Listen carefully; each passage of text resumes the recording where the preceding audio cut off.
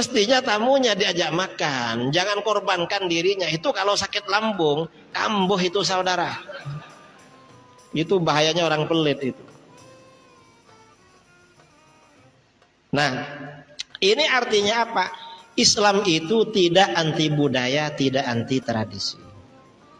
Islam ini menerima budaya, menerima tradisi. Termasuk pakaian. Pakaian. Karenanya Islam di Nusantara ini mudah berbaur. Mengapa? Para ulama, para sayyid, para habib dulu terjun ke Nusantara. Pakaiannya langsung berpakaian Melayu, pakaian Jawa, pakaian ini. Berbaur memang dengan masyarakat itu. Bahkan dulu orang-orang Arab itu yang di Jawa punya nama-nama Jawa. Nama Arabnya punya, nama Jawanya punya juga.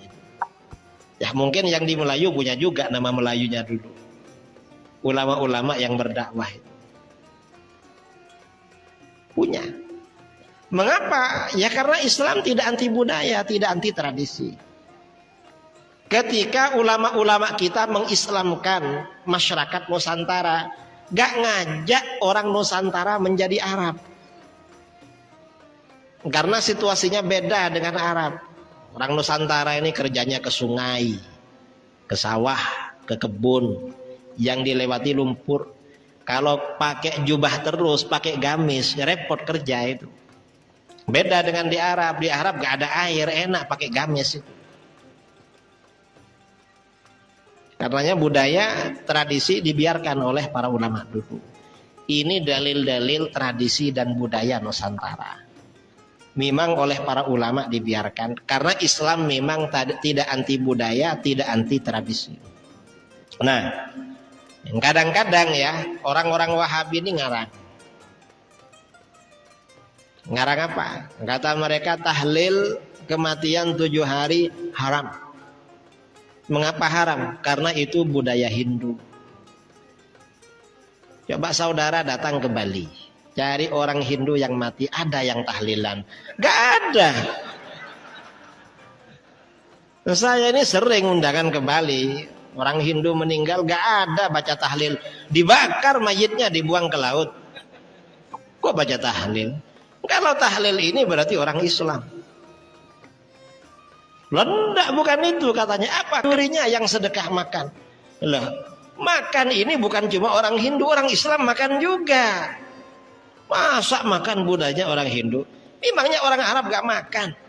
Orang Arab tuh lebih banyak makannya daripada kita. Ini mereka. Ya sebenarnya sedekah makan kematian 7 hari itu bukan budaya Hindu. Bisa jadi yang Hindu mengambil dari Arab, dari Islam. Karena Islam ini kan budaya kuat. Karena di dunia ini setelah ditelusuri, peradaban dunia rata-rata dari Islam. Coba bahasa Inggris. Bahasa Inggris itu berapa ribu kosakatanya mengambil dari bahasa Arab. Dunia Islam ini lebih 1000 tahun menjadi negara kuasa di dunia. Berpengaruh terhadap agama-agama lain. Tradisi sedekah 7 hari, sedekah makanan itu dari mana? Dari Mekah. Imam Jalaluddin As-Suyuti dalam Al-Hawidil Fatawi sampai abad ke-10 tradisi it'amut ta'am selama 7 hari ngasih makan 7 hari berlangsung di Mekah sampai masa beliau.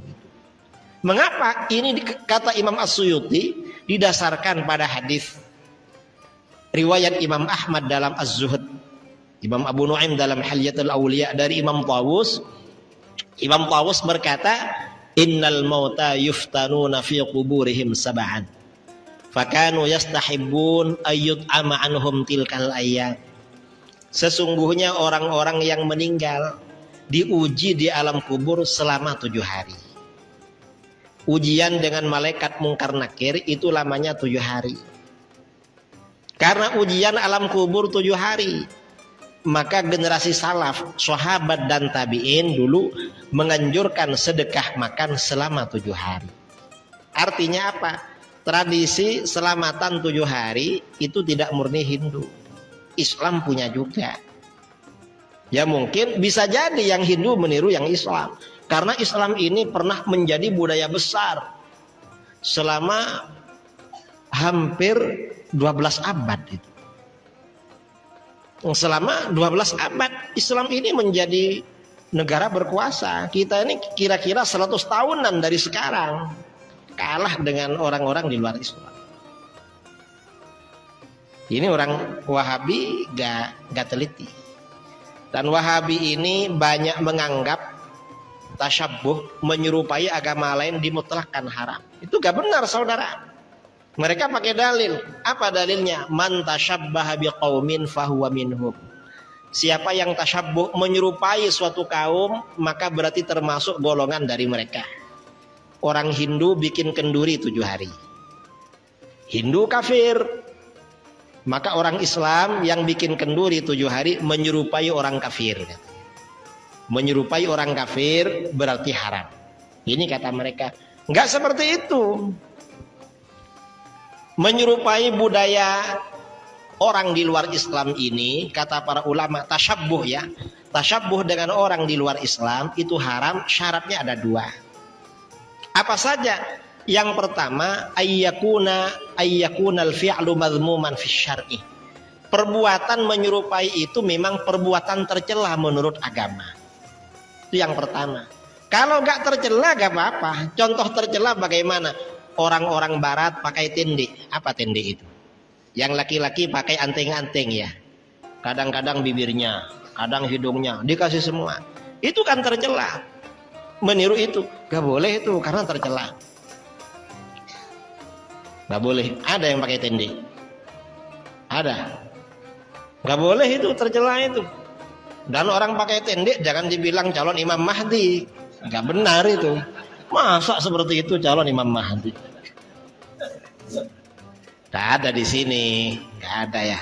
Dan nggak ada begitu. Nggak ada. Imam Mahdi bukan di Indonesia lahirnya. Di Madinah lahirnya. Pakai tende. Itu perbuatan tercela. Kalau nggak tercela nggak apa-apa. Nggak tercela nggak apa-apa. Kita ini ceramah pakai mikrofon. Ini yang bikin pertama orang Arab apa orang Yahudi?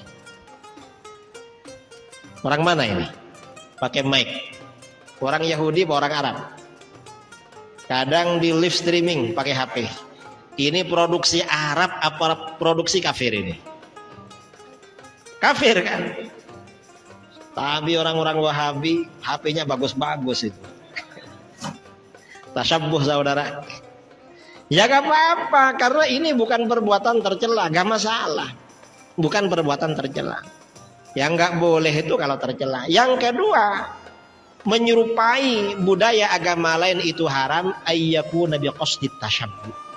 Menyerupai itu memang tujuannya menyerupai mereka. Kalau nggak ada tujuan begitu nggak apa-apa. Kita ini ceramah ya, tabligh akbar pakai mikrofon. Kita ini ya ini bukan perbuatan tercela ya, karena kita ngaji. Lagi pula kita pakai ini nggak ada tujuan. Kenapa pakai mic? Ikut orang Yahudi, nggak ada begitu. Kita ini pakai mic ya karena biar enak aja, biar enak. Jadi suara ngajar ini biasa-biasa tapi sampai kemana-mana. Ini masalah tasyabbuh.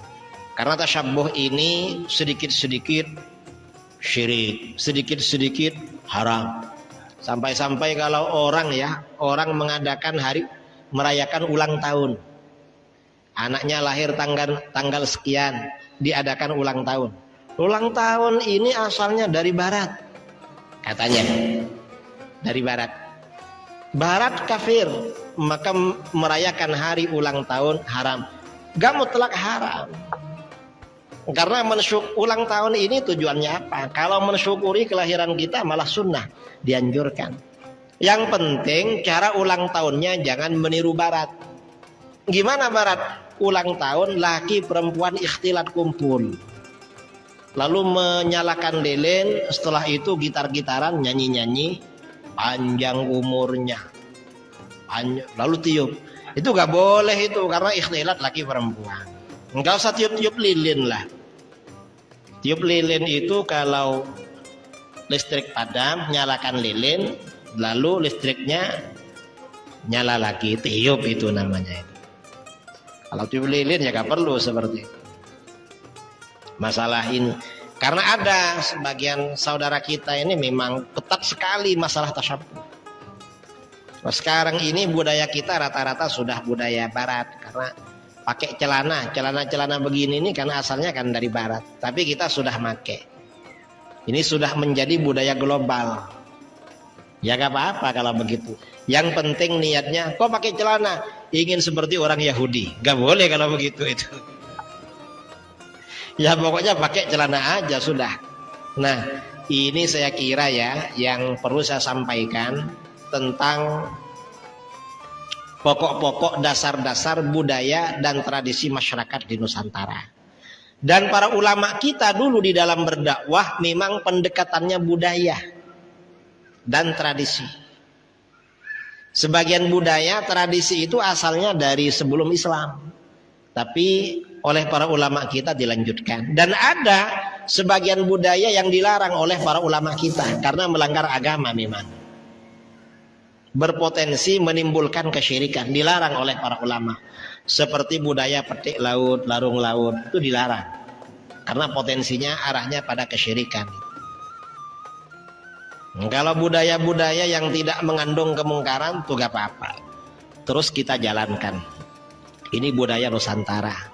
Ini yang perlu kita sampaikan tentang pokok-pokok masalah adat istiadat, budaya dan sebagainya.